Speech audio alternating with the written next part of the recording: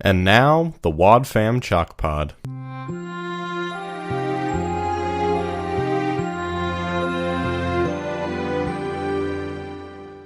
Hello and welcome to the Wad Fam Chalk Pod. I'm Dylan Weaver. I'm Andrew Sabo. And this week we are talking about episode 492, Twisting Pathway.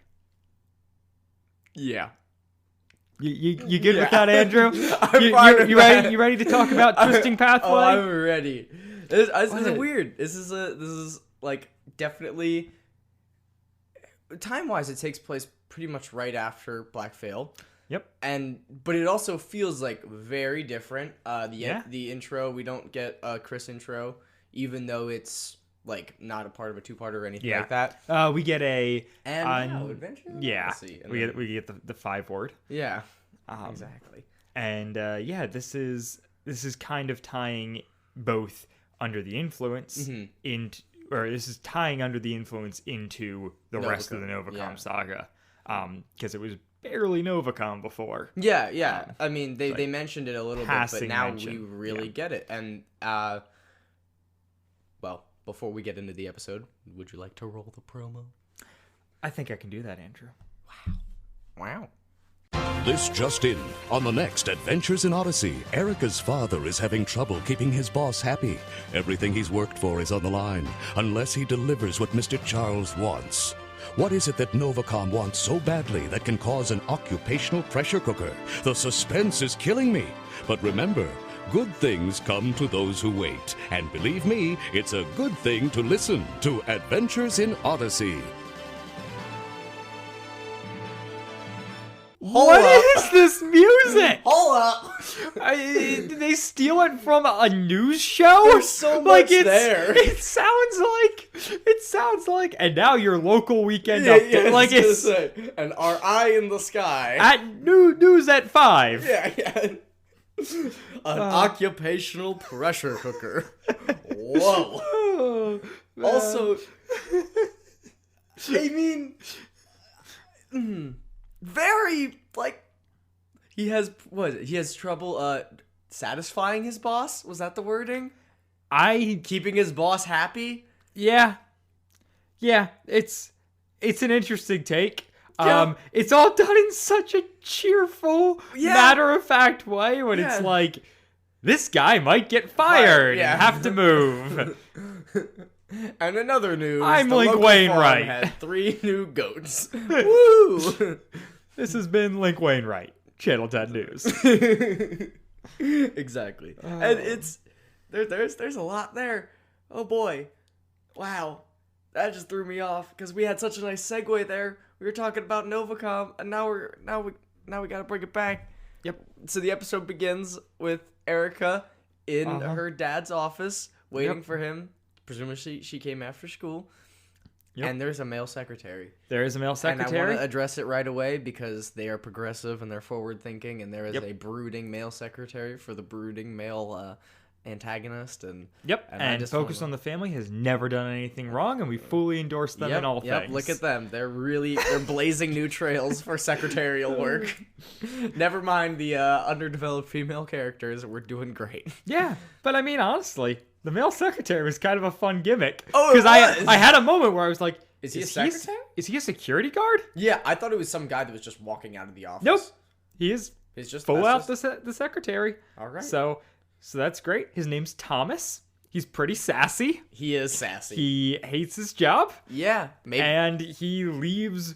He's union. He just leaves at 5. Yeah, no questions asked. Who cares if the meeting goes 2 minutes after? He got to punch out. Exactly. Maybe saving the company money. Maybe. It's probably salary.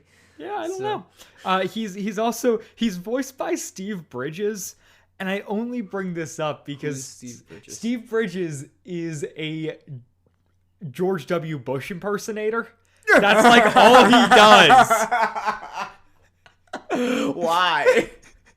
That's his thing. He was in all of the, like, if anything like NCIS or Law and Order or any of those shows needed a Bush, they hired Steve Bridges. My man's got Bush money. And that's like all perfect. If you That's look him up, everything I could ever want. it's like his only IMDb credits as well is just 20 different instances of him playing W. Yeah, I guess so. And also, well, let's just blow past the fact that you said W, but it's fine. That's amazing. That is, wow.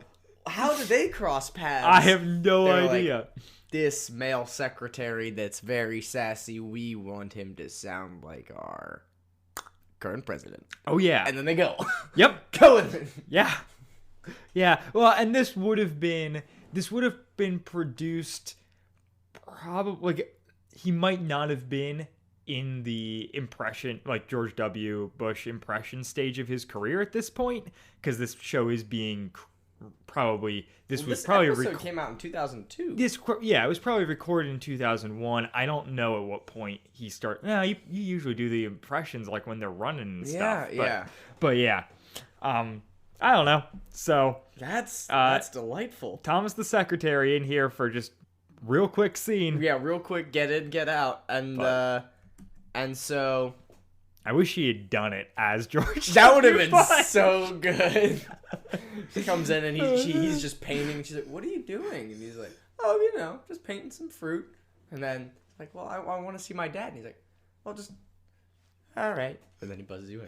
It would be hilarious if Odyssey, in the same way they do like adventure or Imagination Station trips back to the back to Revolutionary War and Civil War, they started doing it for like current-ish events. That would be if it's weird. Like, we are now going back to the 2000 presidential election. Yeah.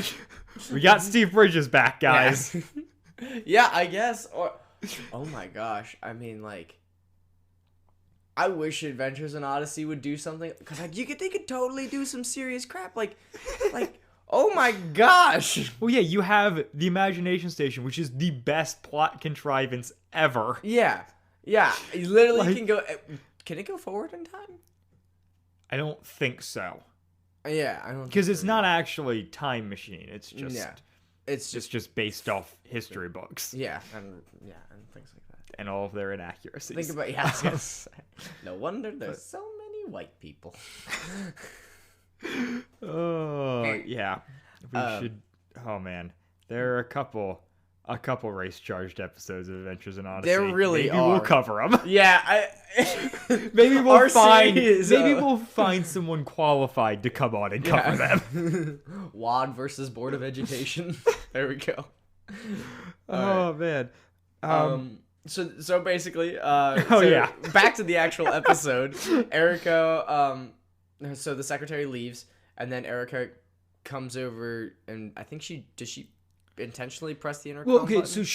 So her dad is in this meeting with Mr. Charles. With Bennett Charles, and you always got to go with the Mr. I man. guess so. I guess no first names for Andrew. He's very intimidating. But he is intimidating, it's true. Thomas doesn't want to interrupt, and she's just like, just do it. He calls in and they're like, her dad, or Kevin, Erica's dad's just kind of like, just wait, honey. Yeah, just give me a second.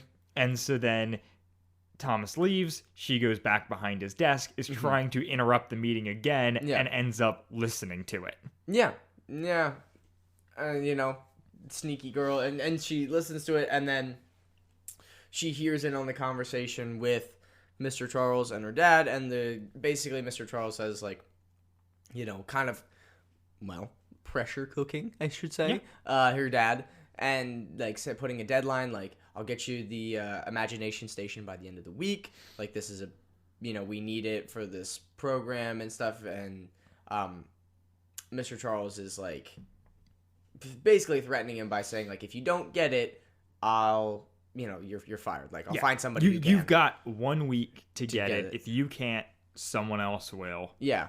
And then you're out. Yeah. Which is a ballsy move. Oh yeah. This is. Yeah. What sort of a boss? Yeah, he is an enforcer. Well, yeah, and he is the enforcer, and I guess it's nuts because Colburn is now like running Novacom and Odyssey. Yeah. Because he was hired to replace Dent. Yes. Yeah. Yeah. And so why is he the person who needs to steal the Imagination Station? Is it just because he's an established character? I guess. If Mitch was still alive, they would have made it Some Mitch. invisible henchmen that haven't been doing their jobs? Yeah. Well, it's just like, I don't know. It seems so far out of his jurisdiction. He's in charge of like managing BT, whatever the not The BTV BT cruisers. He's in charge of managing all the TV stations and Yeah. stuff. Why is does he it have to coming- do corporate espionage? Yeah. It's a little nuts. I do find it odd, and it really is. I think it's just because he's an established character, or maybe it's implied that he would be in control of the people that would be able to get it done. Well, we need to get moving because I have an idea for what could have happened. Okay. One thing I just want to note, because I didn't dive in and bring this up last time. Yeah. We had an interaction with Kevin Colburn, but he's played by Corey Burton, an actor who has played 112 different characters on Adventures in Odyssey Wow. and has 399 IMDb credits. That is unreal. Oh my god. This guy is like a go-to voice actor. He does for just bit parts. quintessential odd jobs. Oh yeah, but he like notably is both Count Dooku and Cad Bane in the Star Wars animated stuff. But like Clone Wars and such? Yep. Wow. What? He plays Count Dooku in both the original cartoon animated Clone Wars and in the CG CGI. one that we got more recently. And he's also Brainiac in like all of the DC animated stuff. Yeah. Wow. So All right. Justice League and Superman and all that stuff. He's got, he does some serious roles. It's and so also interesting, the Kevin overlap. Colburn. Yeah, that's the thing that it's just the fun of voice acting. Yeah. Is you have people who do like, cartoons for kids, Family roles Guy. roles for adult cartoons, dub over anime, Yeah. show up on Adventures in Odyssey, Yeah. do podcasts. Like it's this, Very odd. it's just a fun amalgamation. anything, Dylan. Yeah. And so then we cut to Nick and Aubrey at Wit's End. Yep. And Nick is being very friendly in a no way creepy way, Yeah. Aubrey's working at Wit's End again. which is a big deal. This is her kind of getting. Now she's got her life back on track. They're allowing her to work there again, which is great because Wit's End desperately needs the her, help. Yeah. And also, I mean, it's good for her to feel like she's she hasn't lost everything, like, Yeah. and she's still engaged in this community. That's very good for her. And through, some pretty subtle dialogue, it's introduced to the listener that this is how things are now. Like, I'm really, I don't want to mess things up. I'm glad that they let me come back after everything. Yeah, she's a big deal. really good Yeah. in this episode. Yeah, I don't know if I have issues with her or her writing. We'll get into it. Nick literally chokes when Yes. Erica walks in Yes. the door. Yeah, he goes like he's encouraging her. He's like, and when you're getting overwhelmed, just think to yourself, Who is that? who is that? Like, It is most like obnoxious New York accent. literally, like when you What say, Midwesterners think New York people sound like. Yeah. Exactly. Like, what is a step beyond taking someone's breath away? That is what happened. It's like if you take somebody's breath away and you get, like, part of their esophagus when you're pulling it out. And you're like, Yeah. That's what happened. Yeah, and he plays it off real cool by saying to her, I don't believe I've introduced you to myself. Which is correct. Yeah. Like, that all tracks, but also... Yeah. What is it? I'm pleased to make my acquaintance known to you. Isn't that it? Yeah, that is also a So thing good. he says. He is... So good. Oh, A joke boy. machine. Yeah. I love Nick. I mean, he's Yeah. a gimmick, but boy, I love the gimmick. Yeah, and he's... I don't know. He's it's in not high school, right? Or right. no, Yeah. or- Yeah. He's still in high school. It's not That's fair enough.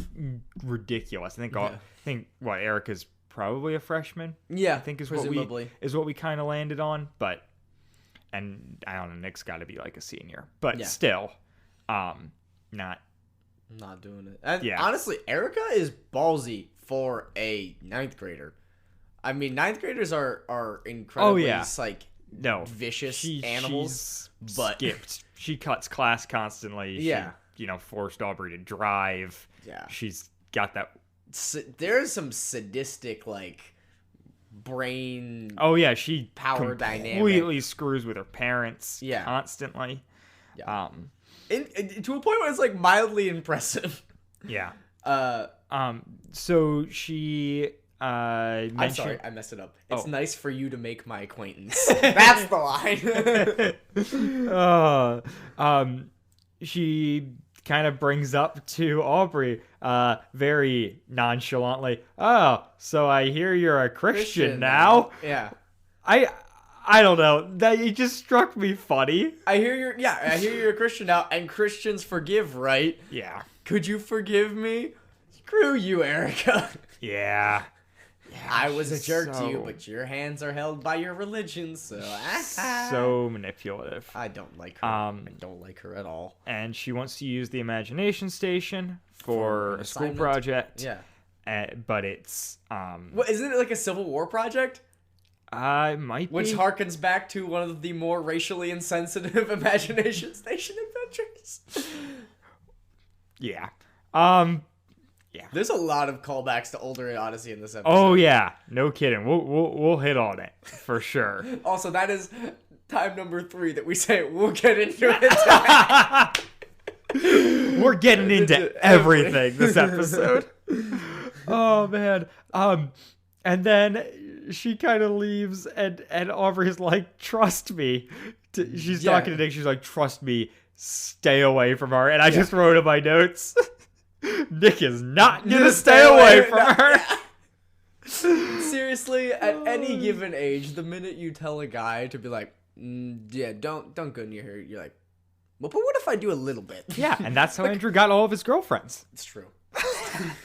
Also, I don't know if I got, but let's just say obstacles have been put in place and I have disregarded them. I am To your own hurdler, detriment. Yeah, of emotional capacities. So we then come back to our next scene is back in Wits End, with Erica walking in again. This time, instead of choking, Nick just says "yo" to himself, Which she not didn't to even her. come in. Because she didn't, it wasn't like he was saying that to be like hi or like. No, that wasn't no, him. no. That wasn't him saying. That was a compulsive. That wasn't him greeting. He was just like, "Yo." And it's so like nonchalant and not addressed at all. She's so hot that she She's like, solicits a "yo," a compulsive like word vomit. Yo. which, for the record, is how Andrew responds every time a girl walks into the room. Yeah, oh yeah. I actually become like I have a New York accent for just that second. It's great. It's very confusing at parties. Yeah. Erica just lays it on. Oh yeah. She is flirting So so hard. And it is. manipulative. Oh, yeah. That's, Oh, yeah. So. It's aggressive. It makes me sad because like Nick is like he's trying so hard. He's kind of a lovable goof, but he also. He gets a little too caught up in his own stuff this episode for me to, like, I am we'll hit on it later, but Count 'em 4. but I am firmly anti-Nick Yeah. for this episode, Well, he just thinks with the wrong things. right? But he is we'll hit on it. 5. No, don't do this. Okay, I'm done now. And then man, you really derailed me. Sorry. It cuts back to so Erica comes in. She's talking to Nick. Brings up the imagination station. Nick says it's shut down. It's in the basement. Which, for the record, Aubrey already told her. Yes, she knows. we already know this. And but I think he says like you could come by and see it. she says like, can I come by tonight? Yeah. When you're closing and see it. Well, and, yeah, like, because she's kind of like, yeah, but you have a key, right? And he's Yeah, like, yeah, yeah. what are the perks of being a senior member? Yeah. Senior management. Yeah. Which is like, oh boy. Yeah. Don't give Nick a key. No. Yeah. And so, so she's going to come back when At he 9. closes at 9. And then they're gonna get pizza afterwards, and he's like, Yes. "You're asking me out?"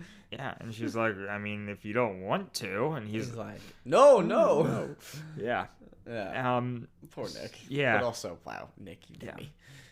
And so our next scene is back at the Colburn's house between Erica and her dad. Yeah, her dad just gets home from work. Yep. She's just like casually like, I'm going on a date with Nick tonight. You knew that, right? And he's just kind of like, yeah. Yeah, whatever. And then he said, and then she also passively brings up the whole like, the Imagination Station is shut down. Yep. It's weird for them to shut down their most popular attraction. I heard it's in the basement or something like that. And then her dad's like, What did you hear? yeah, Minecraft villager noise. And she explains what Yeah. what Which is really overhearing funny because the her dad is like conversation. in this moment is like don't play this game with me, Erica. Like, I know what you're up to, or something like that, or like, you can't pull this on me. And it's like, but she totally can. She has figured you out. Yeah.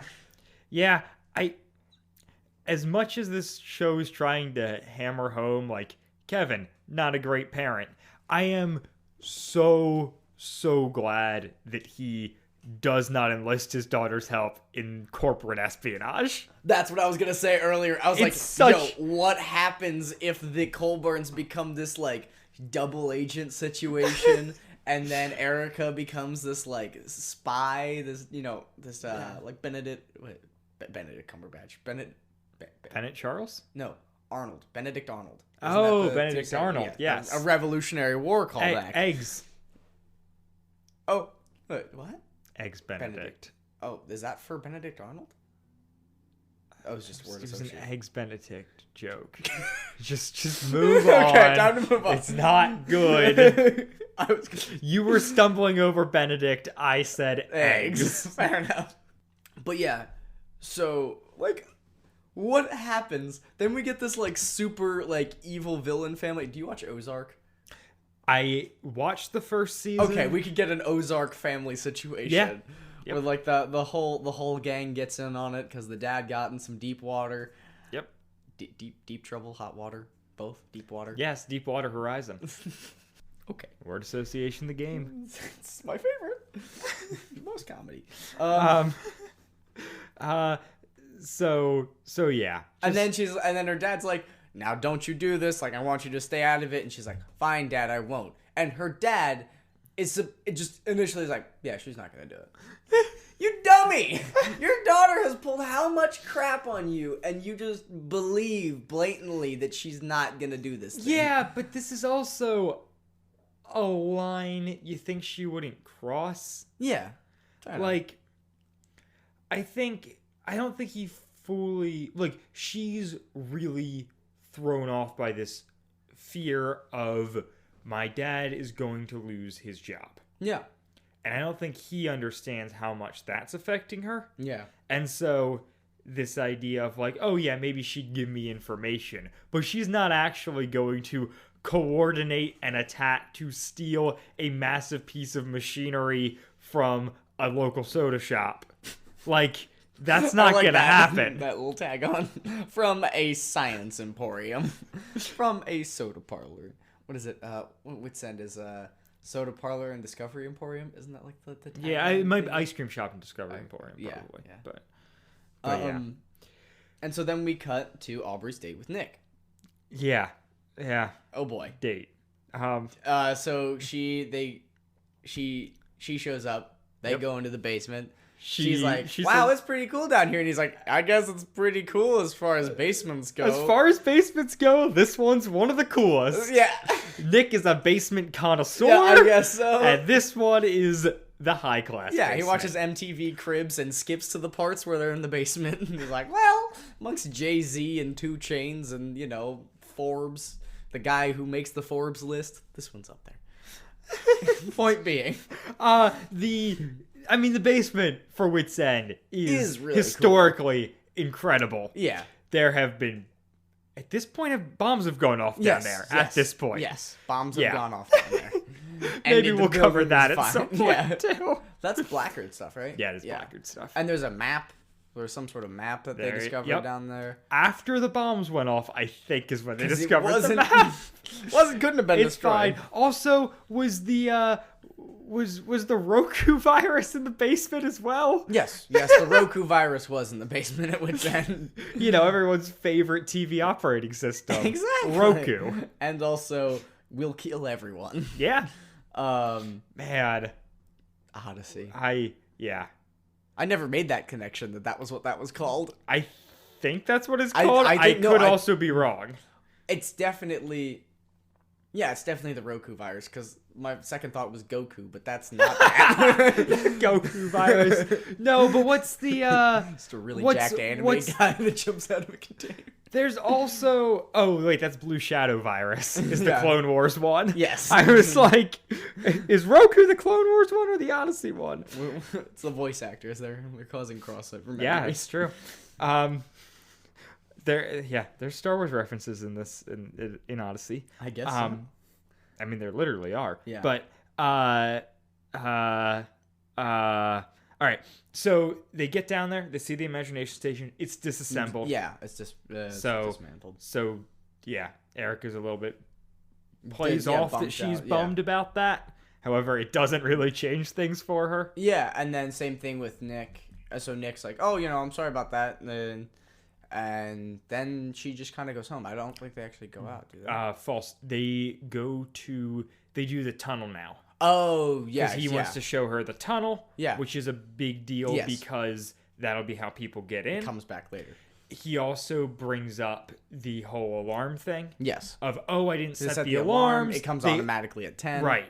Mm-hmm. So they know you have that window to come in through the tunnel. The point thing about the tunnel is that she's doing her report on the Civil War, and it was used in the Underground Railroad. Yeah. So that's the thing. And she's like, wow, this will be great for my assignment and whatnot. Yeah.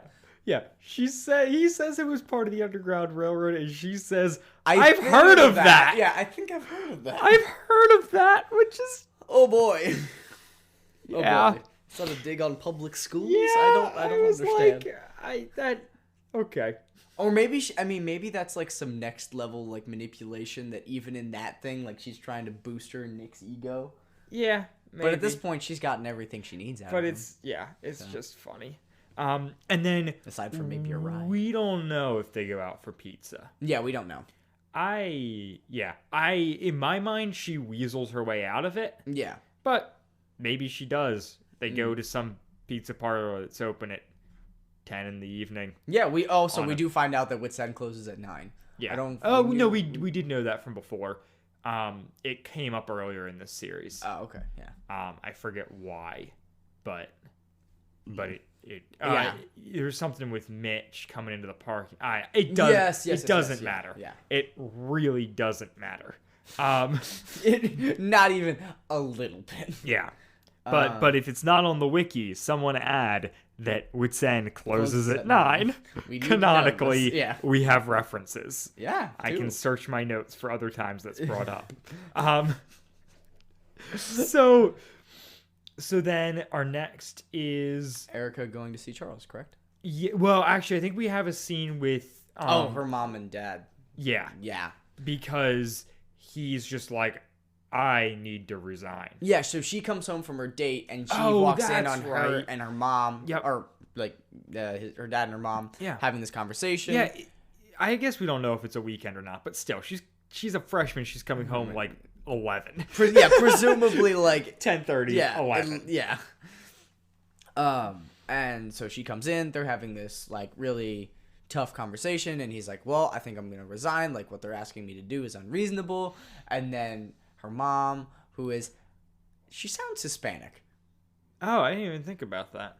Yeah. It's not really, it doesn't matter at all. I don't really even know that she comes back as a significant character. No, I didn't even really note her mom. But And so he's like, we can't, you're not going to make this kind of money anywhere else. And we have Well, bills. you're not going to make this kind of money around here. Yeah.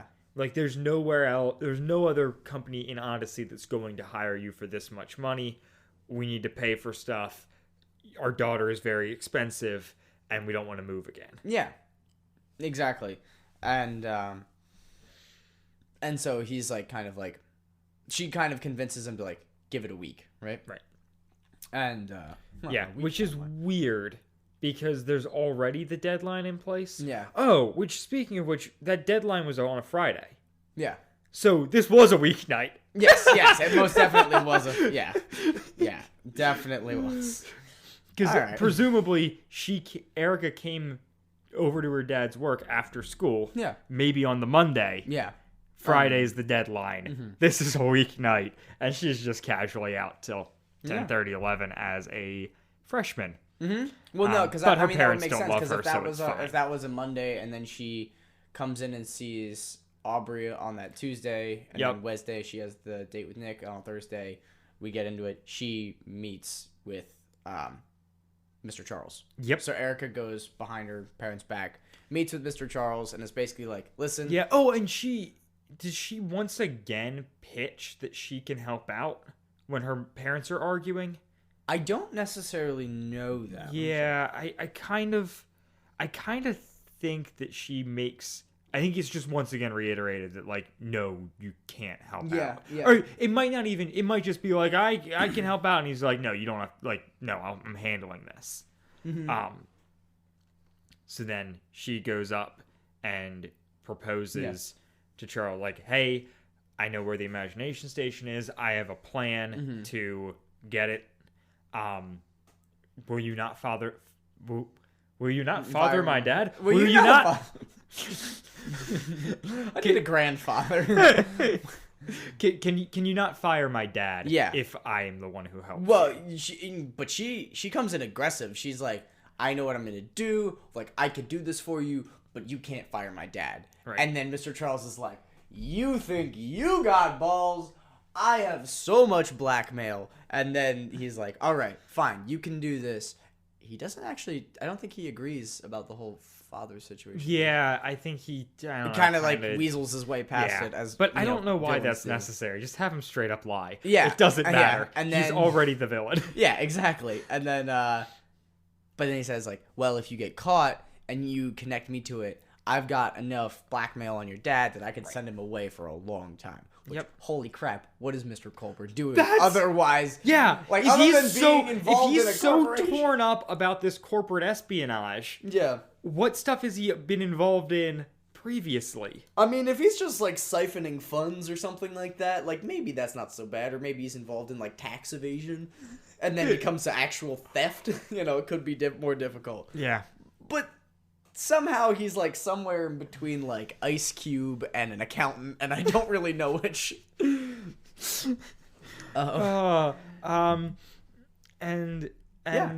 So then we cut to back to Wit's End. Aubrey and Wit are there. They're closing up. Wit's kind of walking around with her to close up. Yeah. And then a window gets smashed at the Wit's End in Connellsville, which is only used as a convenient plot point from time to time, and that's all Wit's End Connellsville functions as. I mean, right now, yeah. My question is, was that organized by Mr. Charles? Yes. As a distraction? Yeah, I think they literally say it at the end. Oh, okay. Or Wit thinks, that this was mighty convenient. Yeah. And I also am like, yes, this is mighty convenient. Also, what does Wit gain by rushing over to Wit's End Connellsville after a window's been smashed? I guess to see if anything was stolen, maybe. No, but someone called him to say that it was smashed. He has staff there who can handle these things. Why does he personally need to run in when it's smashed? Convenience. Or, if he does need to go over there, why does it have to happen right now? When he's closing. Why can't he take 5 minutes, help Aubrey look out? Look out. Help. Why can't he take 5 minutes? Why can't we just take 5 minutes, help Aubrey lock everything up, and then leave? Yeah. Why does he need to just rush over there? It is pretty convenient that he just is like, well, I need to go check it out. Right. And then he goes. And so Aubrey's left home alone, or not home alone. She's left with Sen alone, and she does this kind of like things like, I hope I can do this. And lights off in kids' radio, yada yada yada. And then the door opens, and she says, "Lock the front door." And she's like, "Crap." Which is this? This is the interesting thing. So in walks Erica.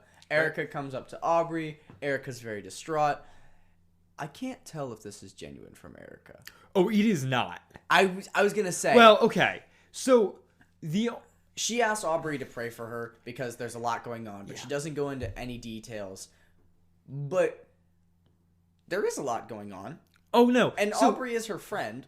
That kind of. So this is the thing: is the only reason I'm fully convinced that she's playing Aubrey here is because Whit is fully convinced that she's playing Aubrey here, and Whit's never wrong. Exactly. Yeah. Like there is enough of it where it's like we're kind of they're real clever about it, and they make points where it's like this. Well, I think they do it to make Aubrey more empathetic, probably in the situation. Yeah, where she's less foolish and more just like, oh, this person that I'm trying to be kind to because I'm trying to be a different person is here, and I want to help her because she's clearly very distraught. Yeah, and everything Erica says is not on point. Yeah, like she's right. But the other thing that confirms that Erica is totally playing her is the fact that Charles saes that like they went off Erica's. Although I guess they could have gone off Erica's plan and then Erica. Yeah, but no, because as soon as that chair goes up on the door, if Erica's not playing Aubrey, she explains what's happening. Yeah, she's like, "Oh yeah. Also, I told people how to rob Wits End." And they're there right now. Yeah. So she might genuinely be feeling this stuff, but she is using it in a manipulative way. Yeah, she's channeling it in the most productive way possible. Yep. And it's... Live your best life. Manipulate your friends. It's so hard. Yeah, it's really hard. Because you really root for Aubrey. And because then Aubrey comes in and she's like, apologizes for being admittedly very distant and jaded to her before. Yeah. And one of what I was getting at earlier when I was talking about things I had issues with Aubrey, she's like, I'm having trouble trusting you right now. And obviously, like, she was her supposed best friend and then she betrayed her. And that makes sense. Yeah. But the word is not trust, I would say. It's just like, I'm not happy with you right now. Like, you literally betrayed me in front of the cops and like, yeah, like, you are a admitted incredibly bad influence in my life. Yeah. It's not a trust thing. Right. I don't trust you, but that's not the root of the problem. That's not why I'm being mean to you. And she's like, but then she comes back here and she's like, I was mean to you before, like I was distant, and you are right. Like I am trying to be better about this, and like I would like to still be your friend. Aubrey's so genuine, and Erica's so kind. Such a jerk, and is just playing her. And she's like, wait, can you pray for me like now? And Aubrey goes to pray, and then they go into the library to pray. The library that only has one door, apparently, which seems odd. In my head, Wits End is like an old house. Oh, in like how it's built. Yeah, and so like, but it was a community center.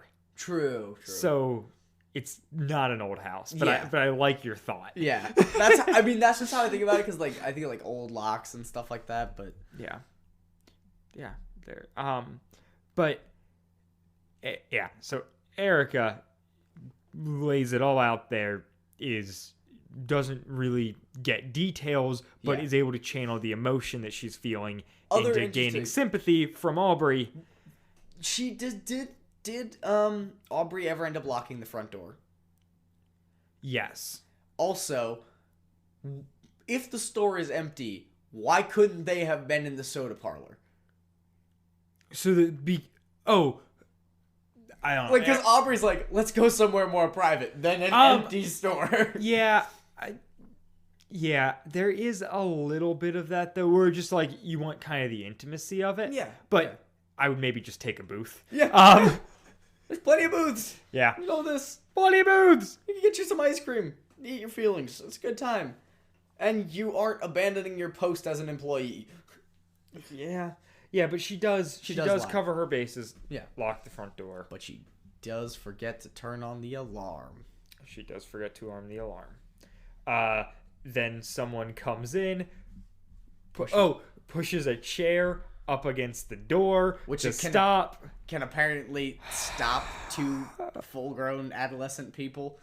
Which I suppose full-grown and adolescence is a bit oxymoron, but Yes. point being, they should be able to move one chair that Wit is just like, oh, there's a chair here. What? Yeah. Yeah. That chair on the door trick, I get the idea behind it. It has never been that effective for me. If they had moved a dresser, I would have been like, oh, okay, cool. Or if they had moved anything other than a chair. Yeah, I mean, it's not just setting the chair there. You wedge it up Yeah. under the knob. Yeah. Which does make it hard to leverage out, but still, they should be able to do it. They're there for hours? Yeah. Presumably.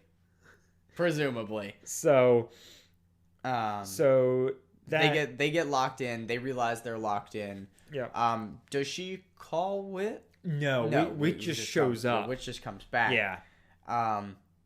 And realizes that they were locked in there. Moves the chair. As I said. Aubrey kind of catches them up on the situation. Wit asks her if she set the alarm. Yeah. She realizes, oh, I did not set the alarm. No, because Erica came in right at that, and it's like, well, it shouldn't really have mattered because it will come on at 10 immediately. Yeah, because it comes on at 10, and also I had locked all the side doors. You locked the front door. Yeah. So there was no way for them to get in. Yeah. And then they realized the tunnel. Yeah. And Aubrey's like, I didn't even know there was a tunnel. Which she didn't. Right, which is great. And then Wit is like, I need to go check the basement. Yep. And I think it's interesting and pretty cool that Wit runs down into the basement. Aubrey stays at the top. Yeah, she doesn't go down. He doesn't say, hey, stay here. Yeah. She would have reason to follow him, but she's playing everything super safe because she's trying to build back trust. Yeah. Because this episode's all about trust. Kinda. Right. And being mad at people. Yes. Because you don't trust them. Right. Trust and forgiveness. There you go. And then Aubrey's so immediately apologetic and it's just like, is this... I'm so sorry. This is such an issue in which, you're taking responsibility, which you wouldn't have proud, done before. Great point, Wit. Yeah. Absolutely. Yeah. And, he's so kind. Well, and they realize somebody has stolen the Imagination Station. Yep. And that's one of those sound bites from this series that is iconic with Odyssey in my head. The Imagination Station. It's been stolen. My luck. It's been jimmied. And they and good guy Wit, he's back. He was there last episode, now he's here too. He's there for a second, and then he starts implicating Erica. Yeah. Out of not a lot of evidence. Not a lot of evidence. Yeah. It's you can kind of piece together. Aubrey brings it around the fact that she was asking about the Imagination Station, that she was hanging out with Nick. No. So what had happened was they realized there's no she doesn't know about the tunnel, and says, well, who knows about the tunnel? Yeah. Nick knows about the tunnel, and Connie knows about the tunnel. Right. And then Aubrey brings up the fact, Erica and Nick went out for pizza last night. Right. And they were here. And then Wit's I think she says they met up here. Yeah, they met up here. Yeah. And then Wit says I'm going to have a talk with Nick, which we don't actually get this episode. Yeah. Considering the fact that Aubrey was fired for having a bad attitude, Nick should absolutely be fired. Yeah. This was definitely so ridiculous, and oh my word. I mean, at least suspended. I can imagine. So I've been in Nick's position in which I do guy clothes, and if my brother or a friend were to come by after work, I'll unlock the door and let them come in and they can hang out with me while I'm closing. If something would have happened, I would have hell to pay for it. Like, yeah, you do not give an after hours tour of the basement, which is off limits. Yeah. To everyone. Yeah. With the Imagination Station, which has explicitly said is down there for maintenance, do not touch. Yeah. Like, it's Nick really oversteps in like every single way. And the excuse of, oh, well, she's really hot is not gonna work. Yeah. Like, there need to be consequences here. So hopefully future episodes have that. Yeah. I honestly don't remember at all. Yeah.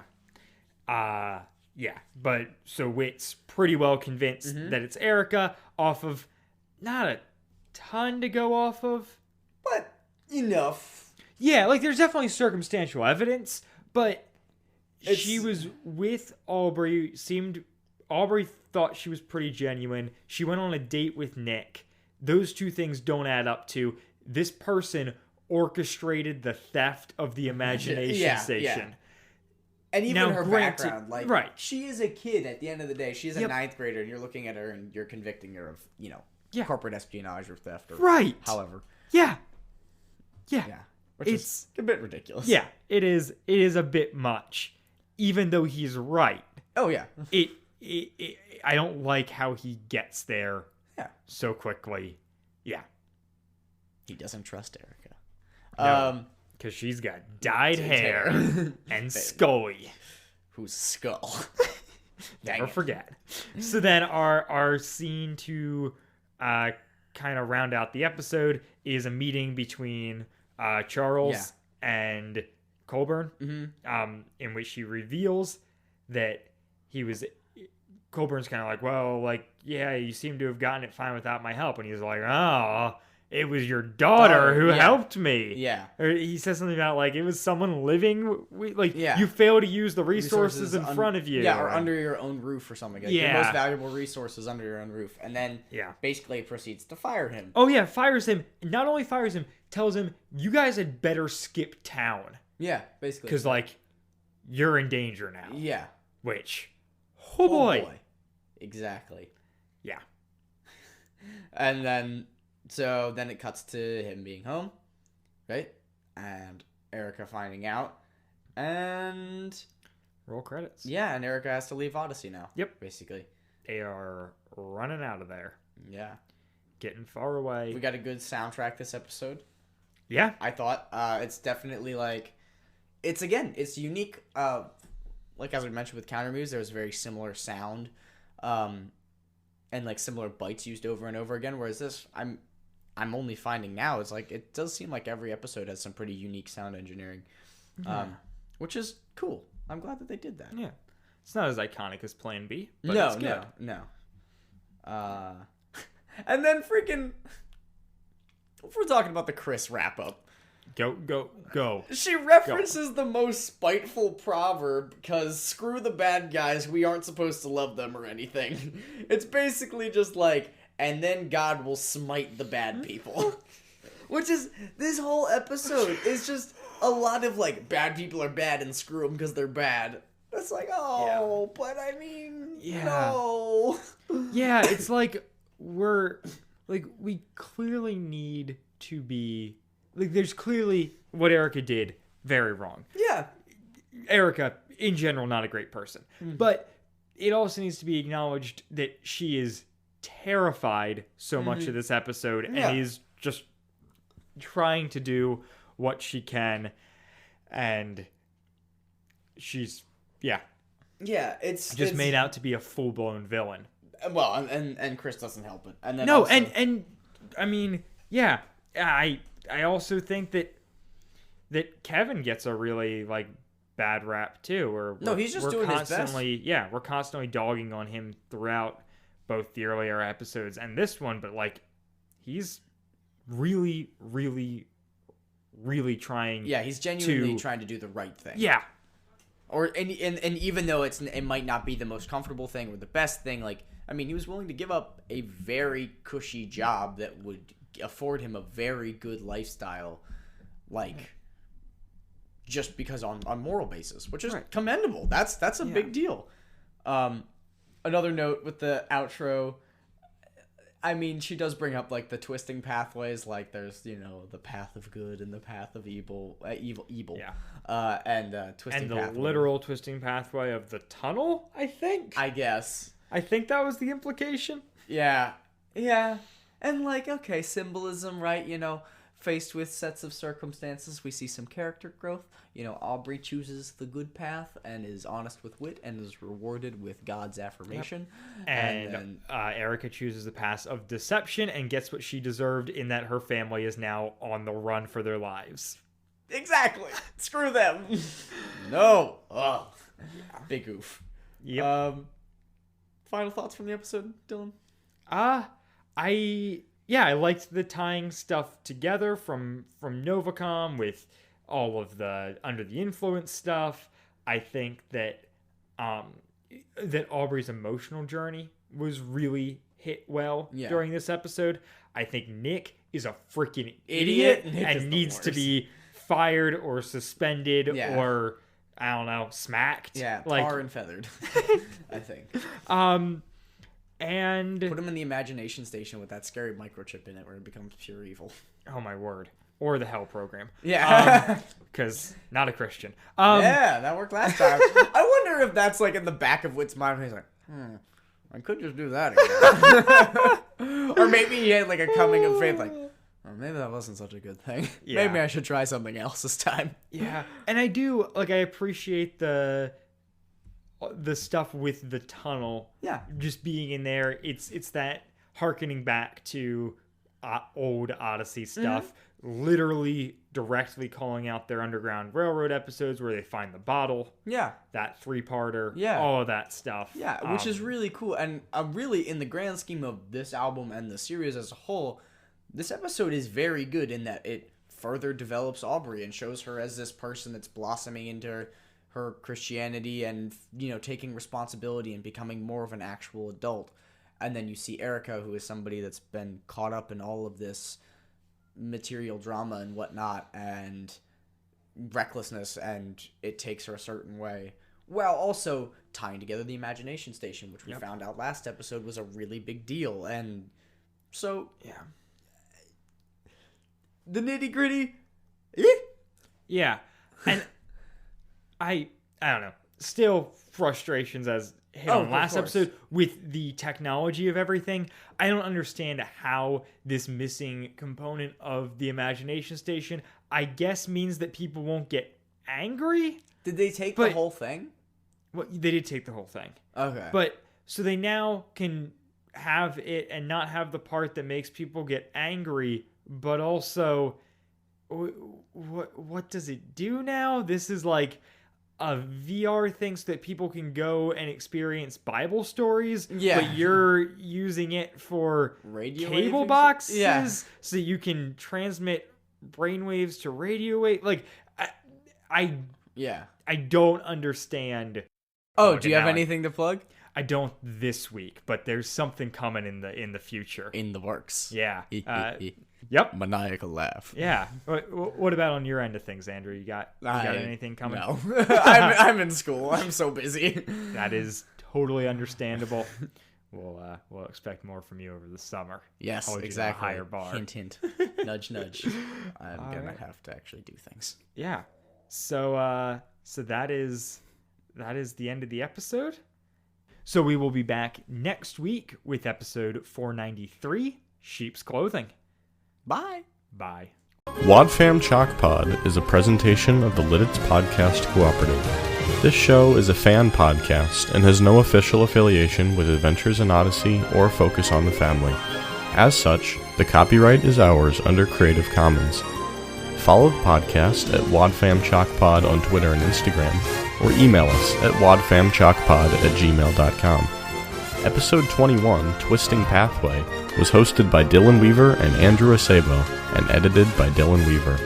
And I'm Nathan Haverstick, hoping you'll join us next time for more of the WadFam Chalk Pod.